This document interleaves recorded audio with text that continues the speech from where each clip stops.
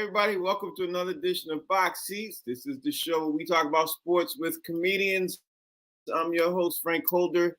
Let's get ready to get the show started. Bring in the comics. My man Talent is in the building. You act like you ain't know your own self for a second. He's like, I'm Frank. No, my thing is crooked. I'm trying to do two things at one time. He was like, I'm Frank. I'm like, yeah, you're Frank. What's good, brother? Nothing, man. Just trying to do 5 or 6 different things at the same time. Jokes. What's up, T? What's up, Big? Yo, Talent. I don't know if you heard what he said. He said, my finger's crooked. They call that Peyronie's disease. They have got a name for it. And he got I call that the pizza disease, the pepperoni. Mike Sean's also in the building. Mike, how you doing, bro? Hey, some women find that, some interesting. Some women are into that crooked. You never know, So they like pepperoni? Yeah, these women are different out here in 2022, man. It's a whole different atmosphere going on, man. I see we're gonna have my God. For those shows to talk about today. It's all different ball game out here. That's why I'm trying to get out the game. I'm trying my best to get out the game. All right, so I saw something this morning that is going to definitely make people talk about this, and I'm gonna bring it up to you first, T, because it's about obviously it's an interesting story. The women who are watching are going to enjoy this story. I don't know if you guys heard about this, but Brown University has made history as they literally have the first woman named to a Division I NCAA baseball team. Brown University announced the news Monday that the lady's name is Olivia Picado. She made the cut following an open tryout. Open tryout with over 100 people came in, and this woman came in and literally is walked on as a baseball team. Talk to me, T. What's your take? Well, that's first of all, it's dope. It's dope as hell. I always like those stories, man. In football, there was a couple of movies made about it, but you always like to see the underdog, go past the rules or the status quo, if you will, and do something out of the ordinary and make it. You're good, you good. You know what I mean? I like them diamonds in the rough. This seemed like it's one of those diamonds in the rough. Yeah, it definitely is, and especially when she is a walk-on, and she didn't even get drafted from most people go from a high school to college. She didn't even get looked at like this in high school, Fig. You know what I mean? So what's your take, Fig? Like Talent, I think it's absolutely amazing that that she could do that. And I think that baseball is one of the sports where women can probably get in and compete with men. They'd probably be able to infiltrate first because it's it's not a mano physical kind of thing where you have to use your strength and ability to subdue and exert your will over a male counterpart. So baseball is more about skill, speed, and hand-eye coordination. So I think that women might be able to do that, and be able to compete with men. I think it's amazing that she has that kind of ability and talent to be able to do that, man. I love it. I think so too, because baseball definitely is speed, it's agility, it's mostly hand-eye coordination more than anything. And women who's to say they don't have great hand-eye coordination either, right, Mike? Mike, what's your take on this? I left all that out. I didn't say pause either. How bad is this team? Like, how bad is this team? I ain't gonna run with y'all 2022 Negroes. I'm not running with y'all. How bad is this team? How bad is this? That a chick off the streets could make your open practice. How bad is your squad? Wow. That my best pitcher ain't gonna be able to get. Listen, yes, it takes agility, it takes eye-hand coordination, but it takes power to reverse a 95-mile-per-hour fastball. So basically, what you're telling me is none of y'all pitchers is throwing between 85 and 90. That's what y'all telling me. Oh, Mike is terrible. I'm just keeping it 100 right here. Look, hey, Mike, how bad is the security at this facility? Yeah, how bad is the security that allowed? Woo! We off to the races today, boy. We off to the races. God bless. I'm glad it ain't her fault the team sucked. She was like, y'all suck. I'm up in here. Like Yo, that's hilarious. She went from fast pitch softball to making the damn university college team. Hey, Frank, it is 100%. Now we know Mike is the chauvinist on the team. Oh, no, I'm not the chauvinist. I'm just saying in reality, if you have her do a tryout for UCLA, an open tryout, it wouldn't have flown. If you had to do a tryout for USC, it wouldn't have happened. So Brown has to have, You know, I didn't even look at it like that. I'll be honest with you, I didn't even look at it like that. He could be on. He could be on to something. He on to something. I think it's hilarious. But God bless her. I congratulate her. Congratulations. Like, hey, congratulations. So let's talk about something that I think. Just remember, hey Frank, just remember, bring up her stats in the middle of the season. See if you can research her stats in the middle of the season. That's all I want to know. If she's still on the team, I will definitely do that. I definitely. Yeah, that's what I know. But congratulations. Congratulations. All right, so I saw another story that I didn't see on ESPN or anything else. We saw it in the Wall Street Journal this morning.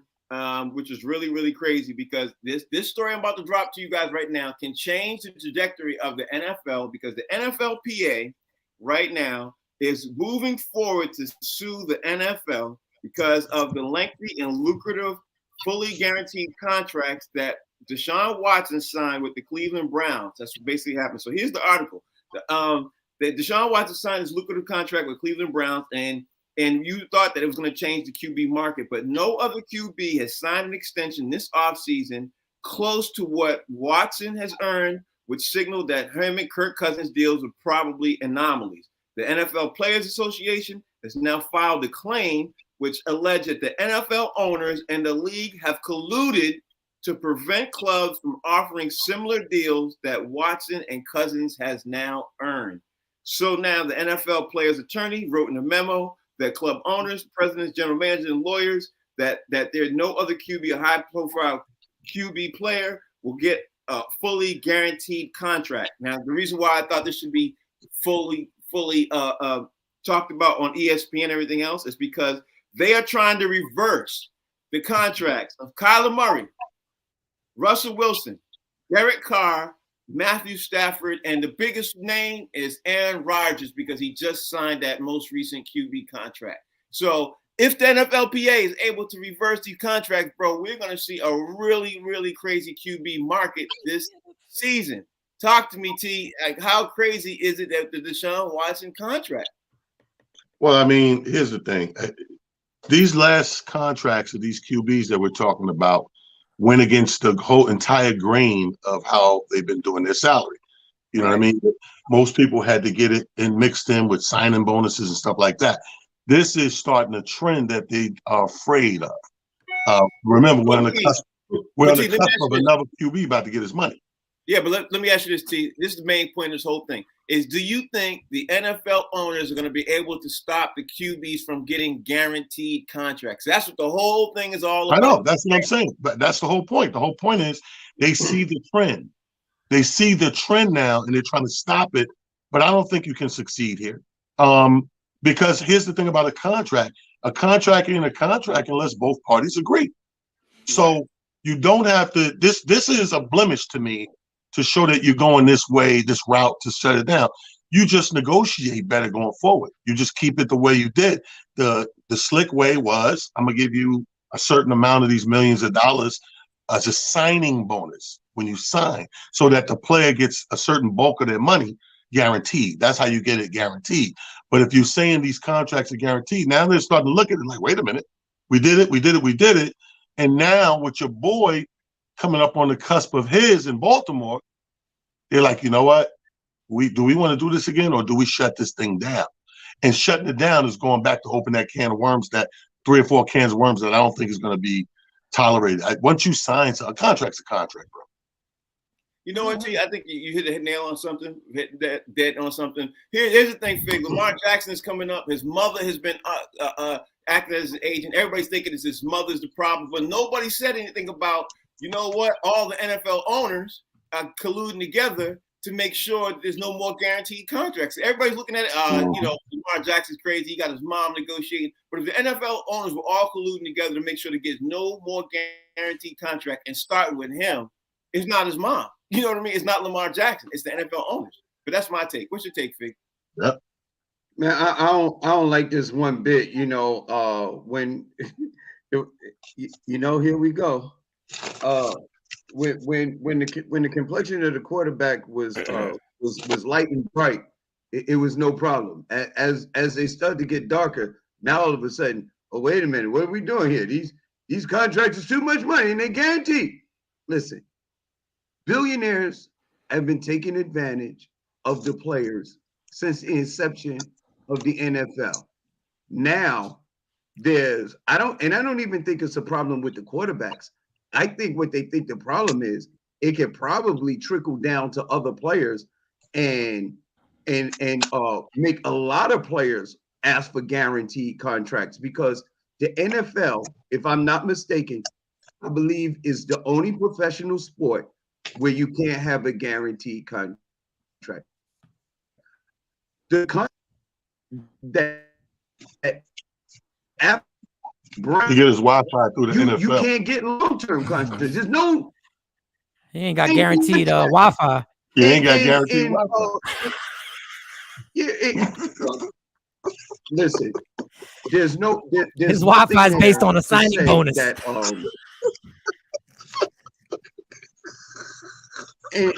Okay, all right. So I'm gonna play too now. I just want y'all to know I'm gonna play too. No, you freezing. You freezing. You're freezing. Yeah, and I'm freezing. That's all. Yeah, I'm not freezing now. All right. So what I'm saying is that Mike, I didn't do anything. Talk to Talent. He's the one laughing. The only thing I'm saying. You're hearing the thing in broken pieces because your thing is sticking. Go ahead, start again. Is it sticking now? Yeah, it's sticking now again. It's still sticking out. Start at the top. Go ahead. You got the floor. The only thing I'm saying is that the NFL is probably afraid that the players are going to ask for guaranteed contracts, and that's the whole big thing. You know what I mean? It's like one of the only sports where you can't get a guaranteed contract. Well, and I think that's probably what the whole big problem is.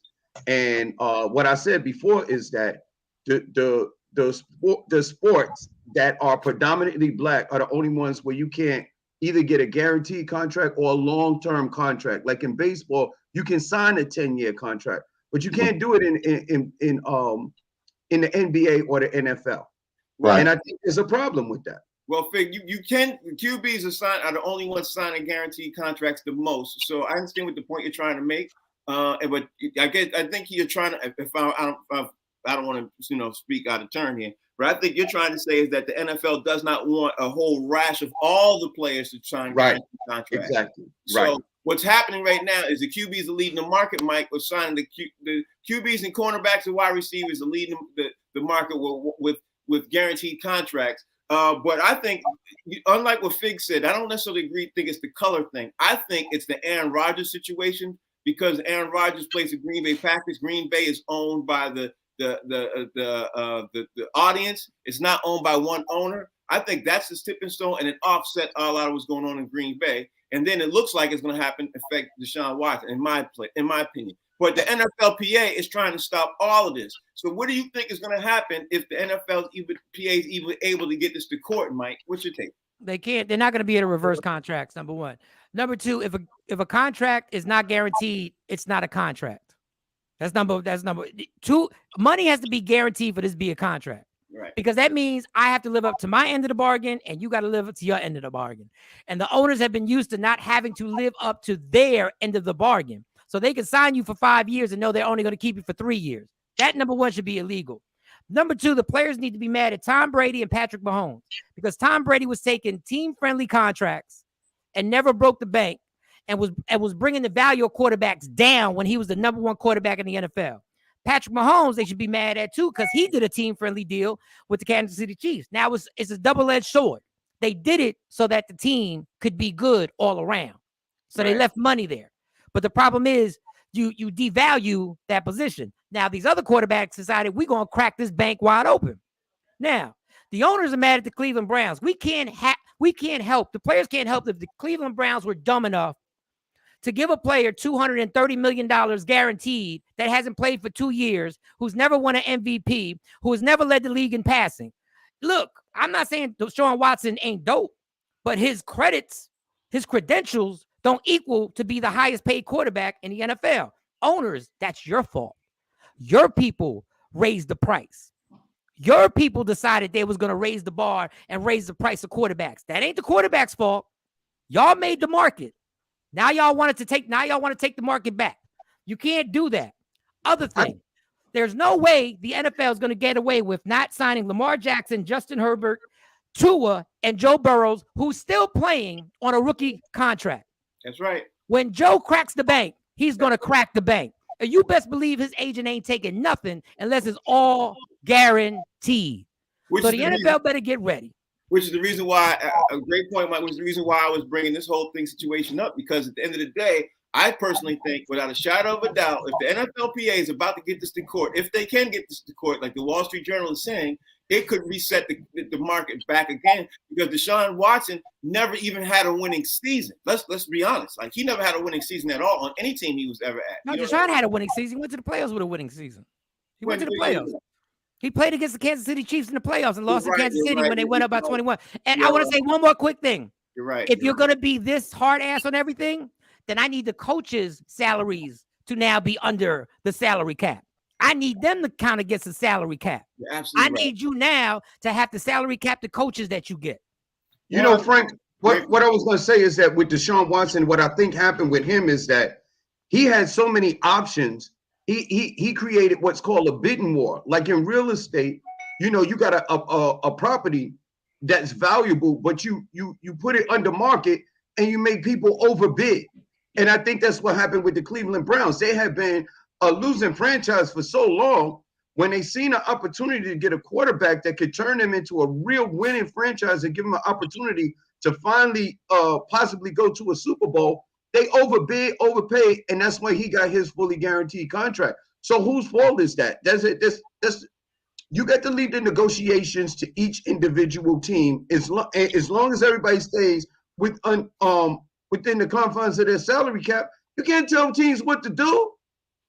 Well, like I said, that's something that's going to happen. We're going to figure this out in court, because I think it should be the leading story on ESPN, because right now they're getting ready to get it to court. If they get it to court, it's going to change a lot of things. But I want to see how this happens with the Aaron Rodgers situation too. I really want to see how that happens. All right, so let's talk about the NFL game last night, T. I don't think anybody here was surprised that the 49ers won. And I know you happy, T, because the 49ers not only won, they won big. I know somebody need to get Ray on the phone and figure out how happy he was, because the 49ers, here's the thing, the 49ers are 6-4 now. They're in the first place in the NFC West. You know what I mean? They won 38-10. T, what's your take on the 49ers? And they were clicking on all cylinders, bro. Like, they ran away with this thing, man. And when you run away with a game in football and you're in a bar with 4 TV screens, you turn to the basketball game. Exactly. So I started watching my Knicks. But every time I looked over there, I'm like, this is exactly what we thought it would be. I don't think anybody was surprised given the other team's quarterback was out. It definitely just tilted the scale, that even though it wasn't going to be fair, period, but it wasn't even a contest at this point. You know what I mean? Yeah. So I mean, San Fran did what we expected them to do. You know, Jimmy G with all the Subway commercials, he came through. Here's the thing about this to me, though, Fig. Christian McCaffrey was clicking. Deebo Samuels was clicking. Jimmy G was clicking. They're clicking on all cylinders right now. They could be the scariest team in the NFC, and nobody's even really talking about them like that because they're looking at their record. You know what I mean? So what's your take on this, Fig? It's the funny thing is that when you assemble a team, it takes them a little while to gel, especially when you're talking about the NFL. Everybody had all these projections about this team is great, that team is great, but it was still very early in the season. Now we start getting to those later games in the season, and the teams the really good teams are starting to gel. I kept saying, if Jimmy G is healthy, He's an elite quarterback. Then they added some weapons and some pieces, and you got a coach over there who is way above average as far as coaches goes in the NFL. And now you got a team that is scary going into the later games of the season. They're definitely going to make the playoffs if everybody stays healthy, and they have a strong chance of winning the Super Bowl. Yeah. And a lot of it has to do with the player Jimmy G, which people sort of cast them aside. I got to say, every year we talk about a trade that helps make a team get that thing. Last year, Von Miller to the Bills was this year. Was it last year? This year. Von Miller's addition to the Rams made a difference to the Rams. This year, Von Miller is getting to the Bills. He might make a difference to the Bills to get the Super Bowl. I think the trade this year might be Christian McCaffrey, Mike, going to the 49ers because he's able to take off all the attention to Deebo Samuels, bro. I'm looking at it like now, and they're coming together around Thanksgiving. You know what I mean? It's around that time when people get ready to dive in for the playoffs. What's your take, Mike? Before I get to the offense, they have a violent defense, y'all. Yeah, they sure do. They are violent. Like, they are really trying to Deebo you on the defensive side of the ball. What I love about the 49ers is the balance that they have on their team. They threw the ball 29 times, and they ran the ball 28 times. You can't ask for no more type of balance than that. Yeah. They ran the ball for 159 yards, and now one running back had over 60 yards. Mitchell had 59, McCaffrey had 39, Samuels had 37, Mason had 14. And then the other guy, he threw in 4 yards, but he's not normally a runner. Their balance is so crazy that they're not dependent on one part of the offense. So they can stay conservative. Jimmy G was only averaging 8 yards a pass. So everything is safe. We got it. We got a violent defense. We're going to keep you right here. And if you are a one-dimensional offense, forget it. If you're a one-dimensional offense, don't even come to San Francisco. Yo, you better be what? I was gonna say, who do you think, Mike, is gonna be able to beat them in the NFC to get to the Super Bowl? Because right now, I don't see anybody if they keep it balanced like that. Not even the Eagles. I don't see it. See, I think the Eagles will give them a run. I think Dallas will give them a run. The one thing that I think Dallas's offense is versatile enough. They got 2 running backs and they got some receivers. And if they get Odell Beckham, that's a bigger problem.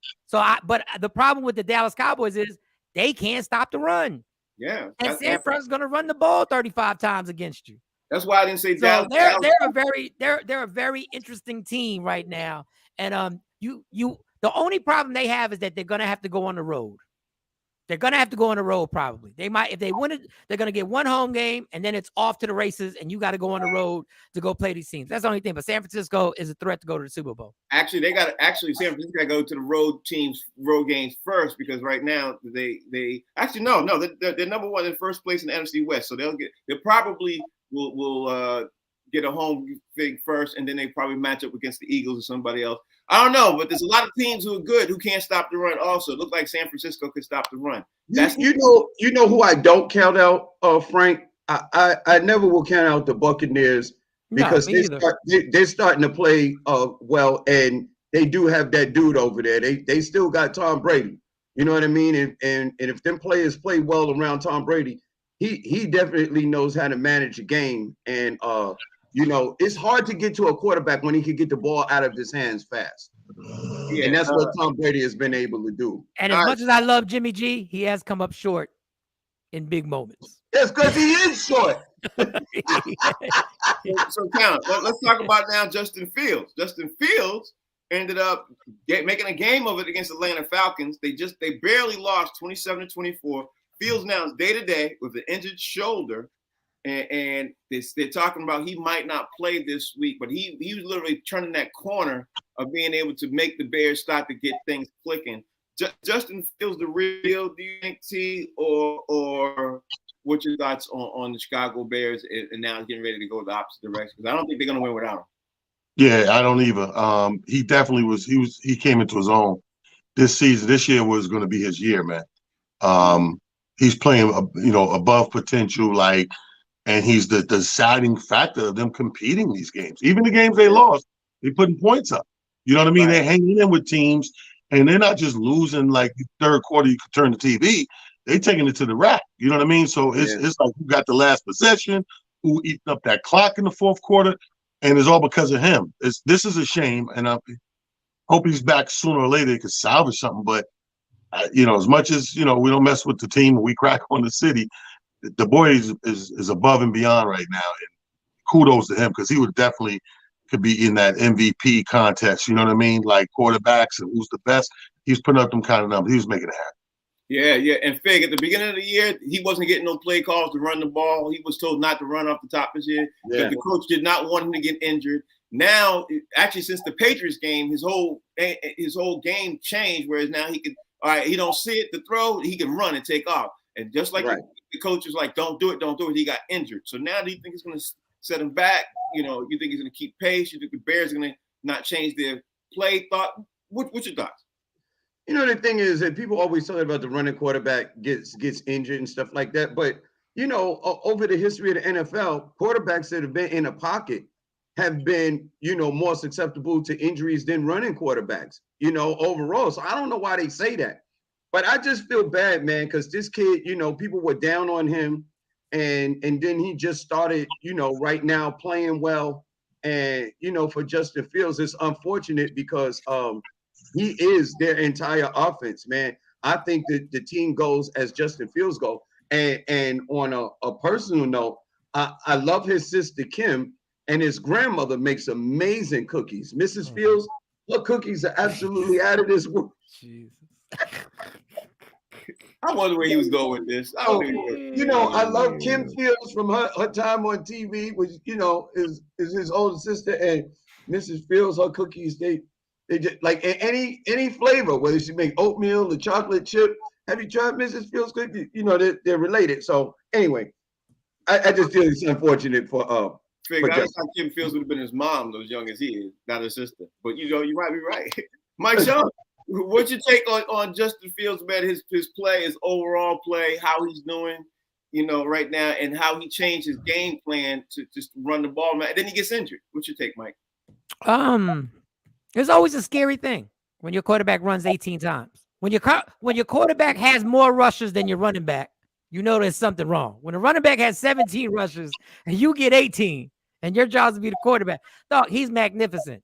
His skill set is crazy. He is what quarterbacks are going to be from here on out. The Tom Brady's of the world, the stationary targets, and the Joe Flaccos and the guys who work the middle, they're not gonna be there anymore because these defensive linemen are too damn athletic. They're damn near, some of these defensive linemen are damn near impossible to block. And you got more than one or two on the line, so you can only double team one of them. Like, they're just athletic.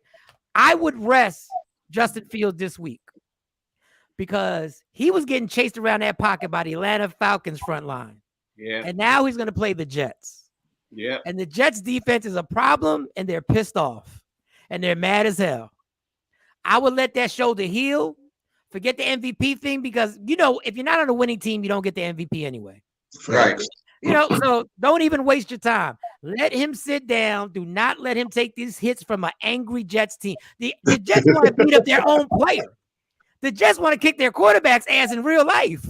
Now they're going to let loose on poor Justin Fields. He's going to be like, I ain't have nothing to do with that. Like, I would have thrown the ball to y'all if I was him. Which is going to bring me up to the next point, T. I was going to ask you think the Jets are going to start their QB this Sunday, Zach Wilson, because exactly what Mike said. It looked like this turmoil boiling up right now with the Jets. Let me tell you something.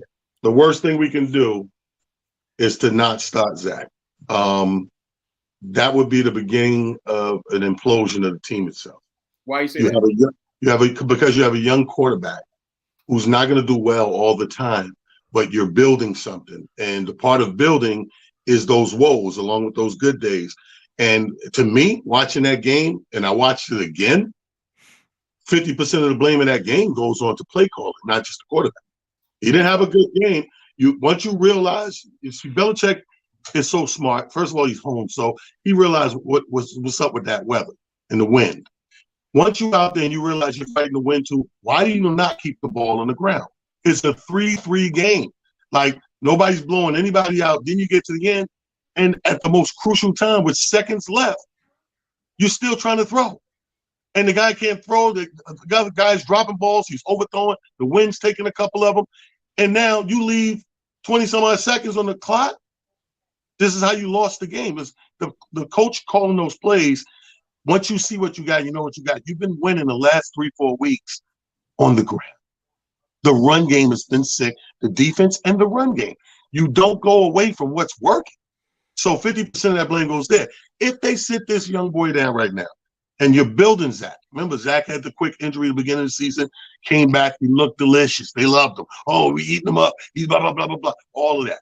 And then you come back and you have a woe is me game, and you talk about benching him to bring slow, flat-footed Flacco back. That would be a bad decision. Oh, let me ask Fig. Fig, do you think that the Jets should start Joe Flacco and sit Zach Wilson this Sunday? No, I think they ought to start Zach and go to a Mediterranean restaurant if they want anything that sounds like Flacco. That's what they have there. They serve a lot of stuff themselves, very familiar with Flacco. But no, man, right.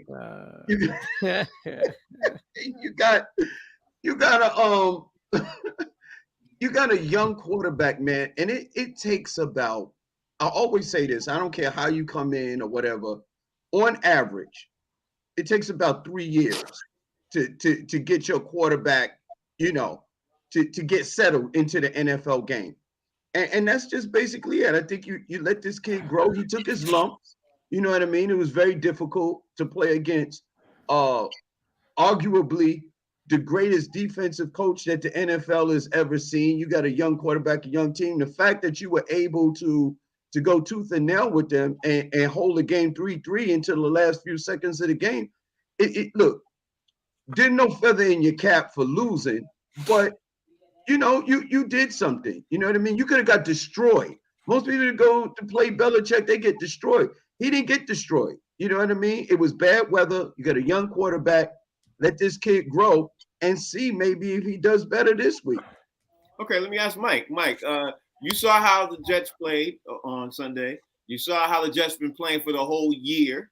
There's talk in New York right now that the Jets should bench Zach Wilson. What's your take?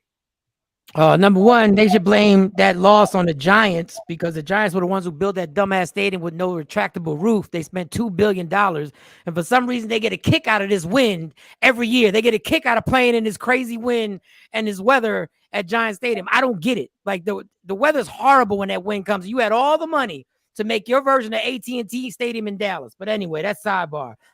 The head coach already screwed this up. After the game, the head coach said, he is our quarterback. The very next day, they asked him, is he still your quarterback? This guy said, got to look at the tape. You just said he was your quarterback.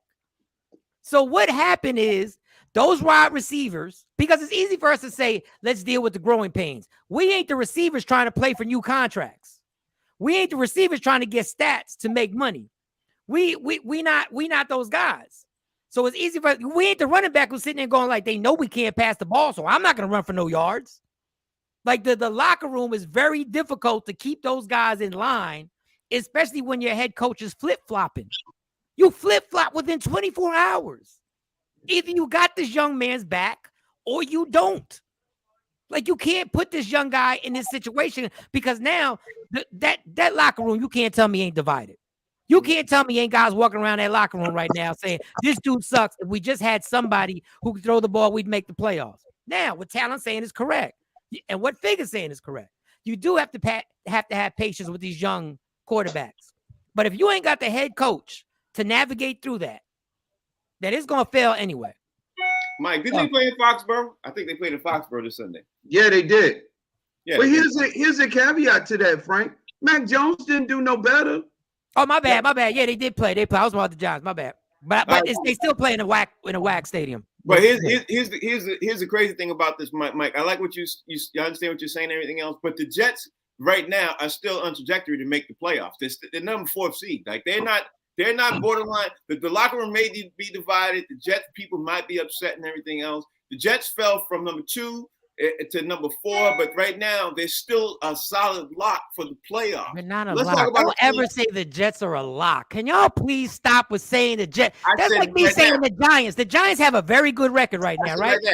I said, Mike, right now, but we have to analyze. We have to think as sports people. Are you going to put your money on the Jets making the playoffs? Yes.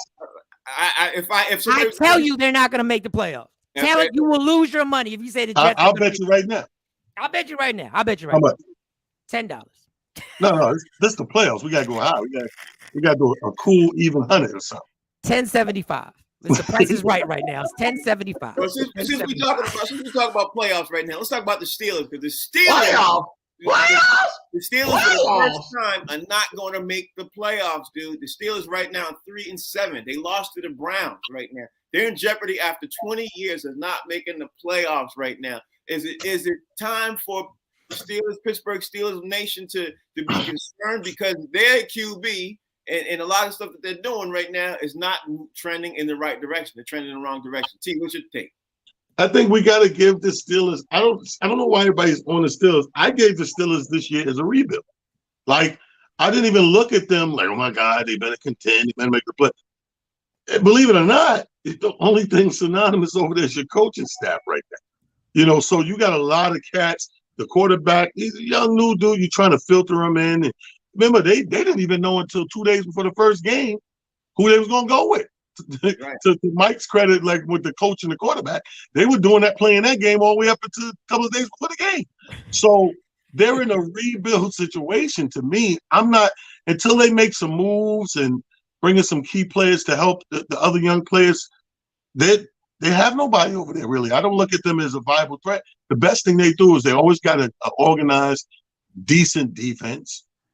At best, at worst, at best, they kill them with the defense. But at worst, they have a decent defense. Now you got to start rebuilding the offensive side of the ball. Who's over there? Who's a threat over there? Anybody? Not anymore. Watt. I guess Watt. That's it. But Watt got hurt the first game of the season for the Steelers. And it changed a lot of things that they were doing because they couldn't do defensive scheme the way they normally want to. Right. Fig, you got to tell me, what's your thoughts on the Steelers losing to the Bengals of being 3-7?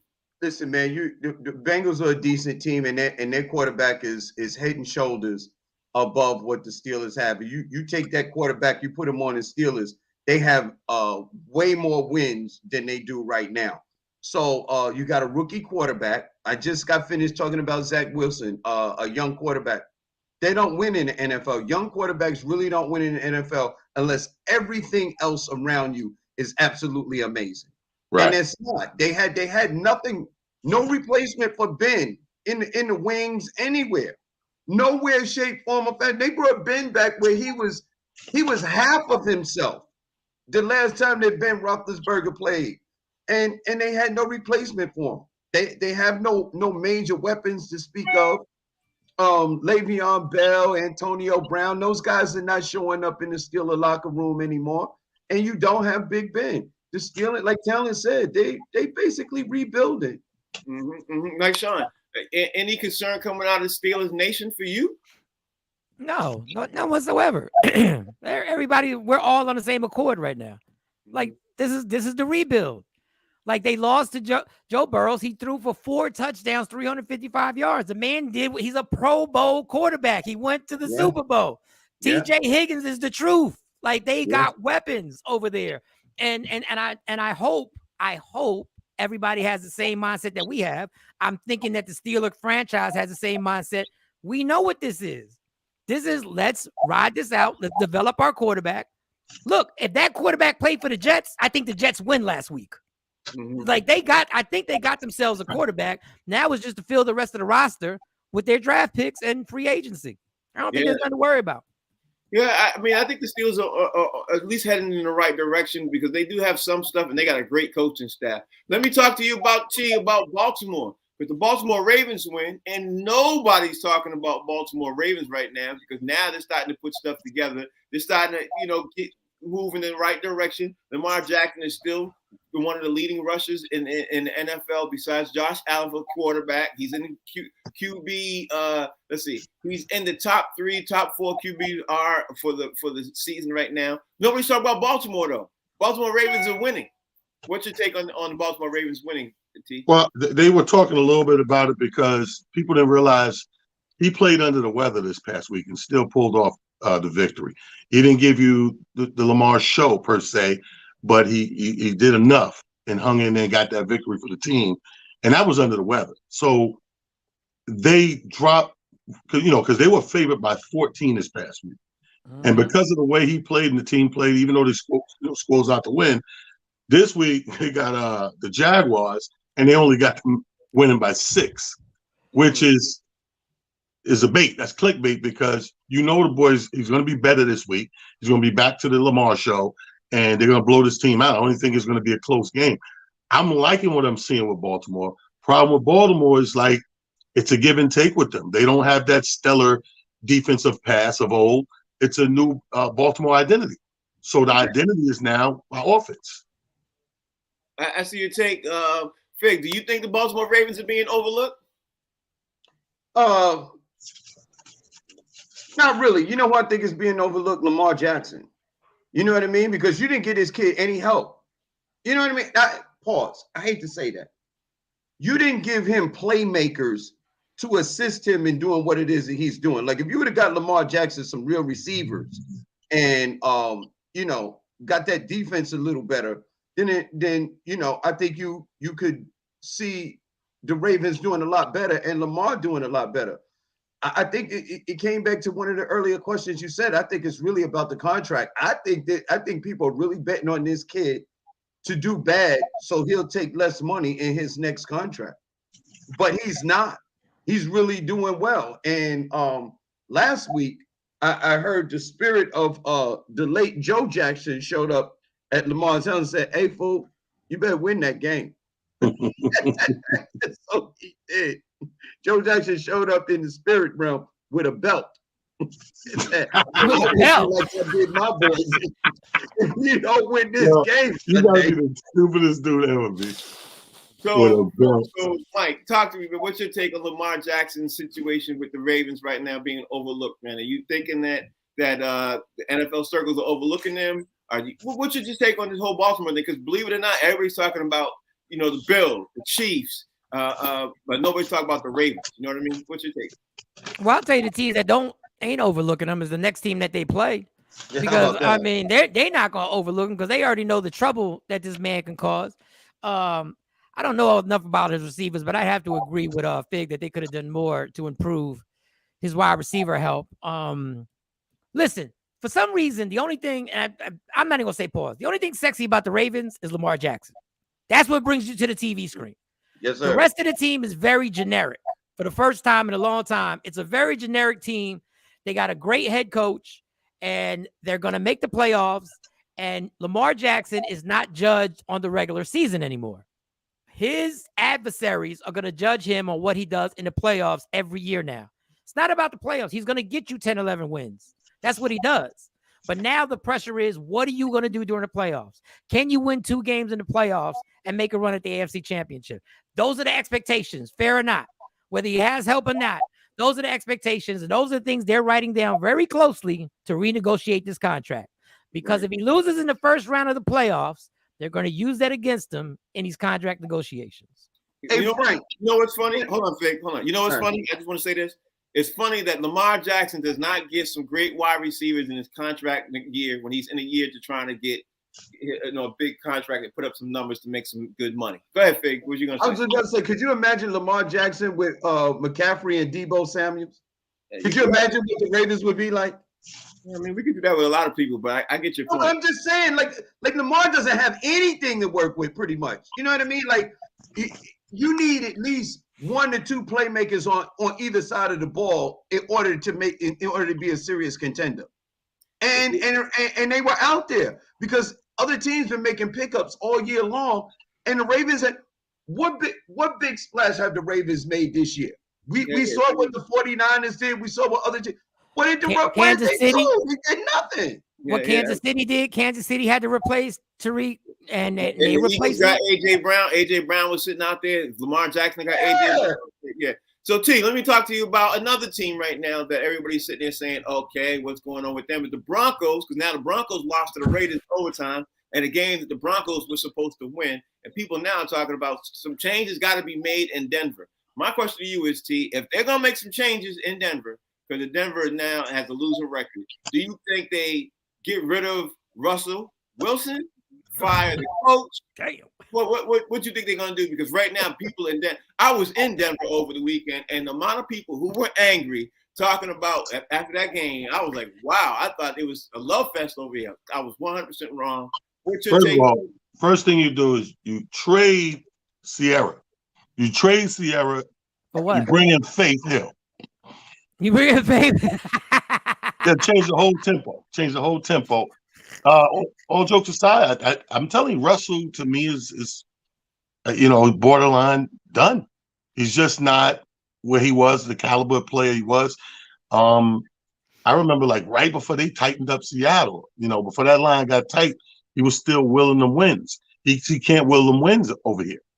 So I would get another quarterback and some change if it's a trade situation, but I would get rid of Russell.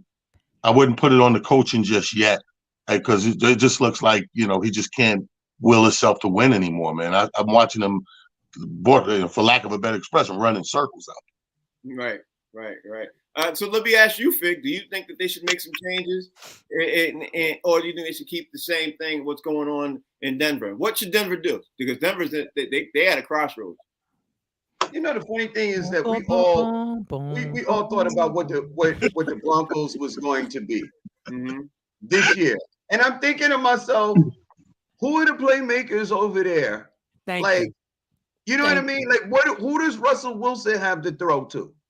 I mean, tell me a stellar name on offense or defense with the Broncos. They got nobody. They got nobody at all. It's Russell Wilson.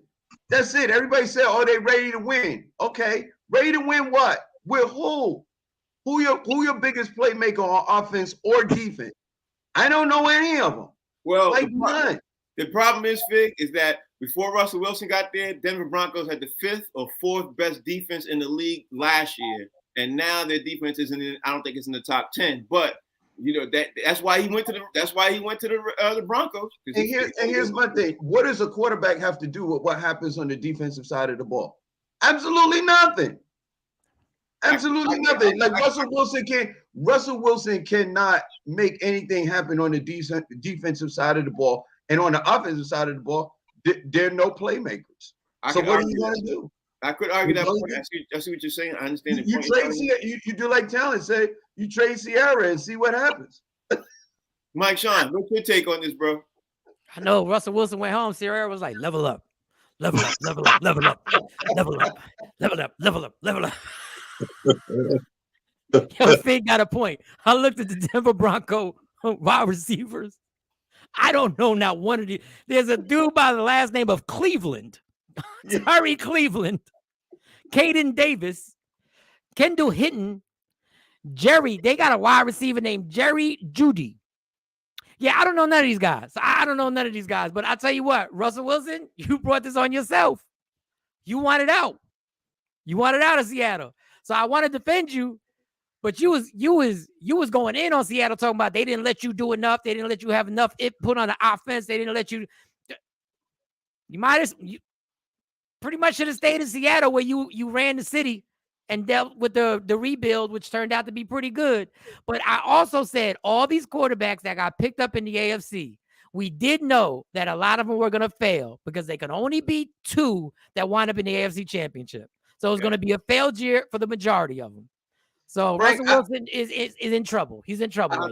I know how you helped the team. I know how you helped Russell Wilson. You trade the Bronco in for an explorer. That's and they need to explore some new players. All right, let's keep on. Time is rolling. T, I want to talk about Ben Simmons coming back to Philly tonight. Everybody and their mother is looking at this game tonight, talking about it's a big game, Brooklyn versus Philly. What you expected, T, tonight with Ben Simmons coming back to Philly with Brooklyn? Because the Brooklyn last game that they played, if that's any indication of what Brooklyn can do, it could be a problem.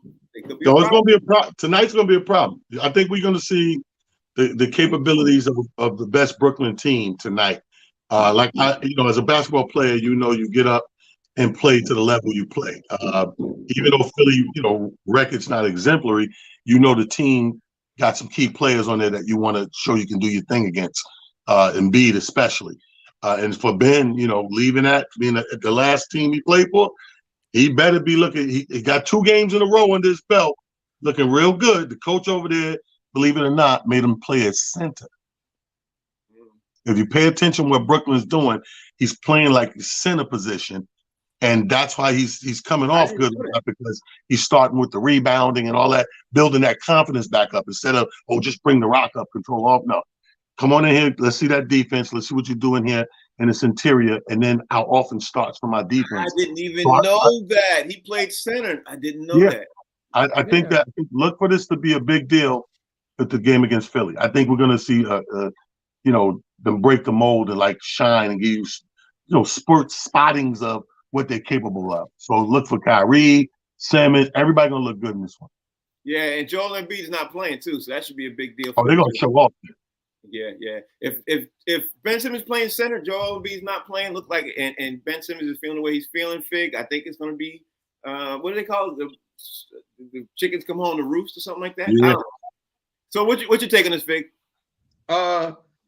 Philly's in trouble.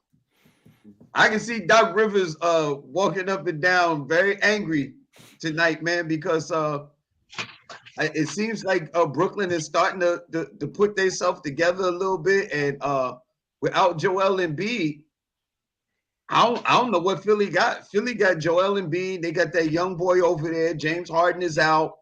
They got Tobias. Isn't Claxton out too? I think. Yeah, I'm just like they whole team is injured, so I don't know. Philly is probably going to get mollywopped. They're going to take what's called a TV beating, like it's scripted. So it's going to be a major problem tonight. That's what I think, because the only chance I give Philly to beat a team that has that many weapons is if you got Joel Embiid, and since he's not playing, I don't see them having a chance.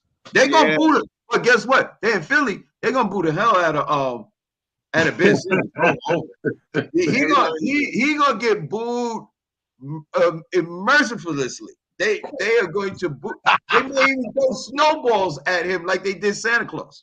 So, Mike, son, what's your take on this, man? Ben Simmons coming back to Philly, minus the mental health issues, minus the hurt issues, minus all the issues he had, come back to Philly playing for Brooklyn. What's your take?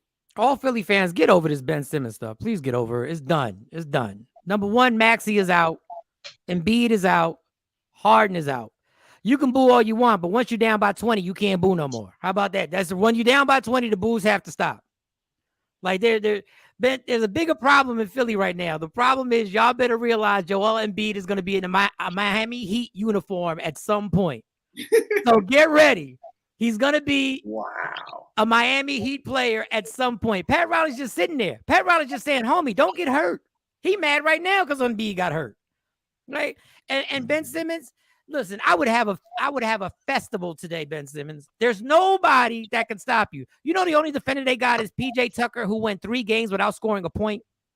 Like, God, today is your day for redemption. Like, bully them for real. If you grab a rebound, take it coast to coast. Don't even look to pass. Just go. Just go. Don't pass to nobody. And I need Durant and Kyrie Irving to support you and be like, go get it. I need you go get it. We need you to score 30 tonight. That's what you need, because they really scapegoated Ben Simmons. Listen, did Ben Simmons have one of the most historical collapses in the playoff? Yes. But in the game that he didn't take the dunk and he passed the ball, Joel Embiid missed 3 clutch free throws and had the nerve to kill Ben Simmons at the end of the game. So I'm rooting for Ben to do his thing and shut Philly down tonight. Now watch them lose. Ben is going to do his thing. And Mike, I'm going to argue with you tomorrow about Embiid going there. Embiid ain't going to put up with Pat Riley and their, what do they call it? Their restrictions to play and the body fat and all that other stuff. That takes Embiid out the whole picture right now. He ain't going to the Miami Heat. He ain't doing all that. Yeah, wishful thinking, because you want him to go to Boston. It's not going to happen. No, I don't. No, I do not. I'm not a Ben Simmons fan. I mean, I'm not a Joel Embiid fan at all. Not even the least little bit. I'm a Robert. You would say Joel Embiid in Boston? I love Robert Williams. I'm happy where I'm at with Robert Williams. Yeah, until you figure out that knee's going to be a chronic injury. I'll take that chronic injury knee versus Joel and Embiid's issues all day, every day, twice. I love Robert Williams' father, Clarence Williams III. His dad is amazing. I don't know how he looked like he combed his hair the same. That's for sure. Yes. Ancestry.com, yo. We can get up out of here because today is Tuesday. It's the week of Thanksgiving. Tomorrow, I think we're going to come back on Thursday. We definitely ain't doing that on Thursday. So let's talk about what you got going on for this week, T, and tell everybody out there how they can follow you, bro. Hey, listen, man, this week is going to be crazy. On my way to Dallas. First thing tomorrow, we got a show there Friday. We got a whole weekend of events. It's a tailgate weekend. Giants play on Thanksgiving. They play Dallas Cowboys. So you got all these New Yorkers that love those two teams that go down there. They bring about 300 people down there every year. This is the first time it fell on Thanksgiving, though, so it's very interesting. But going to be out there celebrating, having a good time, taking that day off, like no family, no nothing, just locked in a hotel room. You know what I mean? Just chilling. You know what I mean? Just detoxing. In that warm weather too, because Dallas is supposed to be warm now. No, I don't know how warm it's supposed to be, but all right, bro. What's the weather down there, Mike? Let me look that up. Today it was cold. I don't know what's going to be like Thanksgiving, but probably won't be warmer than New York City. That's for sure. Fig, talk to everybody out there that can follow you. Man, you can follow me on social media platforms at Comedian Fig. Man, I'm looking forward to Thanksgiving as I always do. Many family members want to stop by and get a slice of turkey or whatever stuff like that. But Saturday, I'm at Gabrielle's Bar and Grill in Getaway, New Jersey, and we're gonna be doing the thing. Myself, Kenny Williams, and Marshall Brandon. It's gonna be fire down there in New Jersey. Mike Sean, talk to me. Talent, you're gonna be good. It's 62 degrees Thanksgiving, so you're lucked out. So you're gonna have a ball out there. Their tailgating is ridiculous. Celebrating the holidays. Then I'm at the Showboat in Atlantic City Friday on the Redemption Comedy Tour. So I'll be there Friday. The Redeem Team. That's what I'm calling it. The Redeem Team Comedy Show. So it's going down at the Showboat. I'll be rocking out there on a Black Friday. So we'll see what happens. We see what happens. Somebody need to put out an APB for Dave the Bully. I don't know where he's been. I don't know. So we got to find out what's going on with him. He's starting for Joel Embiid tonight. That's why he couldn't come on today. Yeah, they said he's starting center for the Sixers, and Gilly the Kid is going to be the starting point guard. Gilly. Okay. So now they're going to lose by 50. You know what I mean? Maybe 100. Gilly nice. Gilly nice. The show is called Box Seats on the Humor Mill channel. Thanks to Talent, thanks to Fig, thanks to Mike Sean for doing the show. We come on again another 2 times, 7 and 11. We on the Humor Mill app. Make sure you tell a friend and tell a friend. Y'all, in case we don't see you for the rest of the week, guys, I mean, we're coming back tomorrow, but if you all don't because you're at work and everything else, have a happy Thanksgiving holiday. Be safe. And, of course, eat as much as you possibly can and enjoy all of that. Show's called Box Seats. We'll be back tomorrow. We will not be on Thursday. Thank you all for watching the show. You all take care. Stay blessed. Be safe. Peace.